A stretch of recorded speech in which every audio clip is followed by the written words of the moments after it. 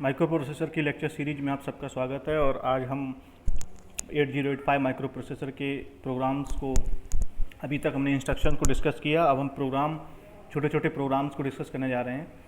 देखते हैं कि छोटे छोटे प्रोग्राम्स को कैसे लिखना सीखते हैं। सबसे पहले एक हमारा एक छोटा सा प्रोग्राम जिसे आज हम डिस्कस करने जा रहे हैं अभी, वो है write an assembly program for 8085 according to the following information. जो यहाँ इन्फॉर्मेशन दी हुई है इसके हिसाब से, इसमें इन्फॉर्मेशन में जो पहला पॉइंट है वो क्या है, 79H डेटा को ए पर ट्रांसफ़र कराना है और 77 डेटा को आपका बी रजिस्टर पर ट्रांसफ़र कराना है और फिर ए प्लस बी को ऐड करके सेव कर देना। मतलब एक छोटे से संख्या का, दो संख्याओं का एडिशन का प्रोग्राम है।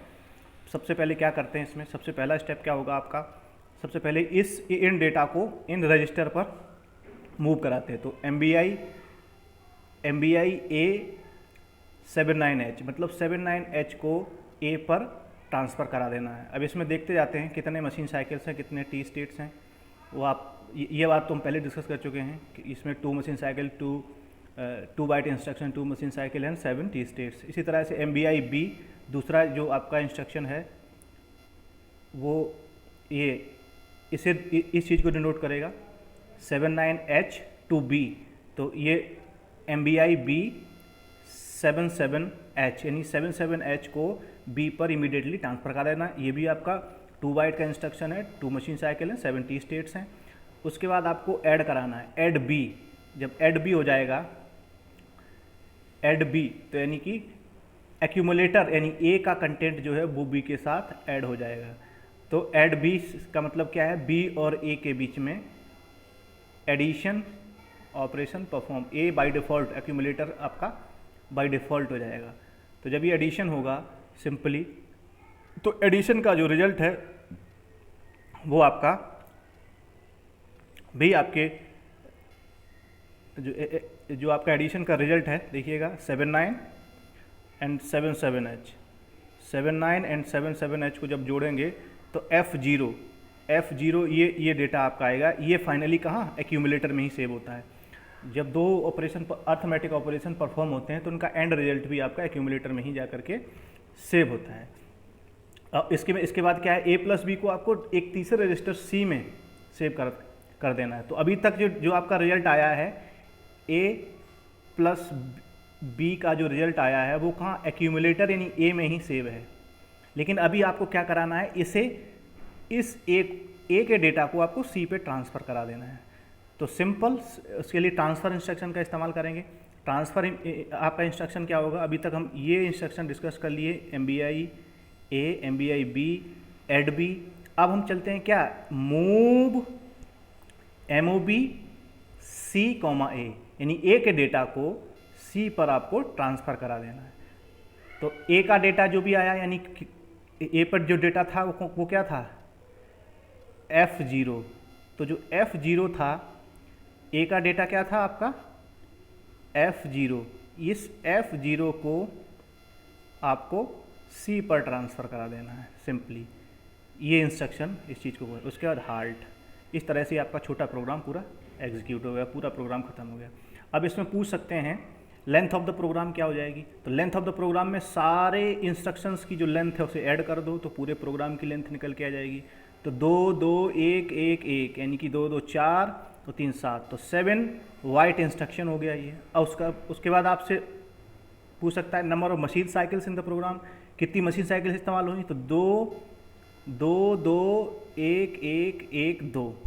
तो इस तरीके से आपकी 2 और 2 4 3 7 आपकी मशीन साइकिल इस्तेमाल हुई। अब इसमें पूछ सकते हैं कि नंबर ऑफ टी स्टेट्स, तो आप जोड़ लो 7 7 4 4 5, तो ये आपके नंबर ऑफ टी स्टेट्स आ जाएंगे। एक और क्वेश्चन बन सकता है एग्जीक्यूशन टाइम या time of execution of program. Time of execution of program, तो TE इज इक्वल टू क्या होता है आपका, clock pulse, number of T state and कितने बार काउंटेबल है, मतलब कितने बार ये प्रोग्राम एग्जीक्यूट हुआ पूरा। ऐसा तो नहीं कि रिपीट कर रहा है कोई सेक्शन प्रोग्राम का, तो उसका नंबर ऑफ काउंट आ जाएगा। तो इसमें क्लॉक पल्स क्या है, जो आपका क्लॉक पीरियड मल्टीप्लाई इस फॉर्मूले से आप इसका एग्जीक्यूशन टाइम भी निकाल सकते हैं। तो इस तरीके से ही आपका एक छोटा सा प्रोग्राम हमने डिस्कस कर लिया। अब चलते हैं आपका नेक्स्ट, एक और छोटा सा प्रोग्राम डिस्कस करेंगे। और नेक्स्ट प्रोग्राम में क्या है कि राइट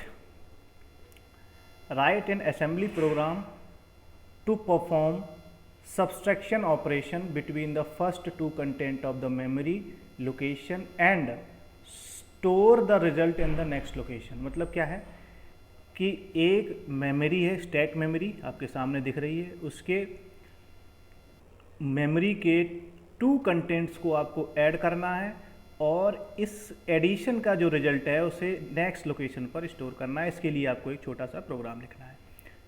चलिए चलते हैं प्रोग्राम की तरफ। बहुत आसान है, बड़ी आसानी से देखेंगे। सबसे पहला स्टेप क्या है, सबसे पहले क्या है कि किस एड्रेस पर वो आपका वो प्रोग्राम सेव है। वो HL पेयर यानी कि HL रजिस्टर पेयर में उस चीज़ को लोड कराना है, क्योंकि HL जो होता है बाय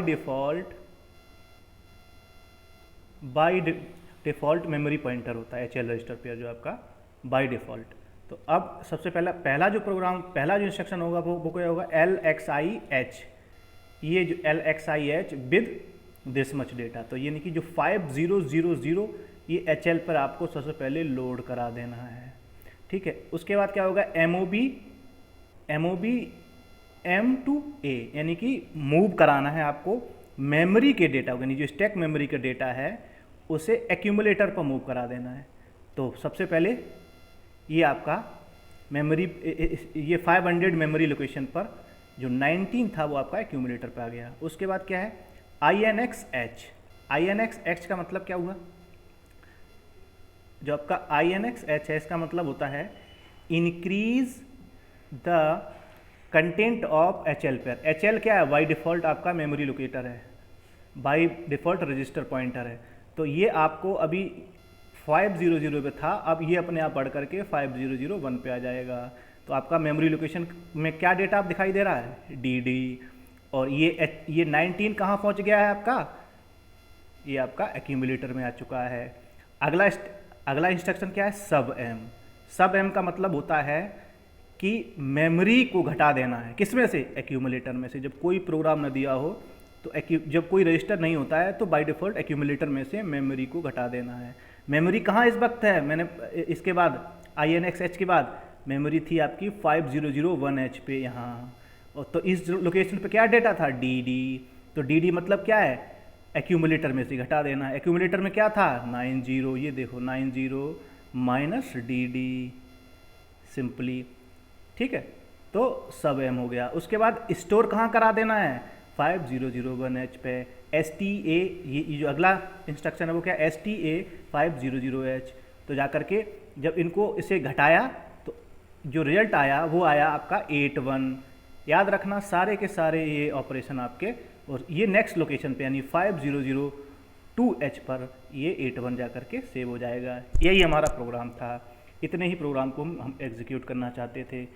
करने को तो अभी और प्रोग्राम को भी डिस्कस कर लेते हैं, लेकिन बुजुर्गों ने कहा है कि जो घी होता है वो चम्मच से देना ही अच्छा होता है।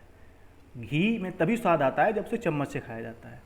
अगर आप उसे पूरा बाल्टी और लोटा भर भर के घी पियोगे तो एक तो आपको हजम नहीं होगा, दूसरा उसका स्वाद भी आपको नहीं मिलेगा। तो आज की इस क्लास में इतना ही।